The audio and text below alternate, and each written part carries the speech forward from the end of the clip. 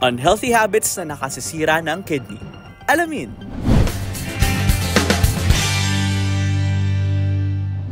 Batay sa pag-aaral, mabilis makasira ng bato o kidney ang paninigarilyo dahil nakakaapekto ito sa blood pressure na nakakapagpataas ng heart rate at nakakapagpasikip ng blood vessels sa kidney. Ayon sa mga eksperto, ang pagpipigil ng ihi ay isa sa sanhi ng pagka-damage ng bato dahil hindi kaagad nakakalabas ang toxins mula sa dugo na dumadaan sa ihi. Kaya namumuo ito at nagiging kidney stones. Bukod dito, ang pagkain kadalasan ng maalat at fast food ay sanhi ng pagkasira ng kidney dahil nagtatagla ito ng sobrang fructose sa sanhi ng pagtaas ng uric acid level na kalaunan ay nagiging cardiorenal disease. Napag-alaman din na ang hindi pag-exercise ay nakakasira rin ng kidney dahil hindi nito na ilalabas ang mga toxins sa katawan na nakaapekto sa renal function. Payo ng mga dalubhasa, iwasan ang mga nasabing unhealthy habits at ugaliing uminom ng 8 hanggang 10 baso ng tubig araw-araw para makaiwas sa pagkasira ng bato at pagkakaroon ng kidney stones.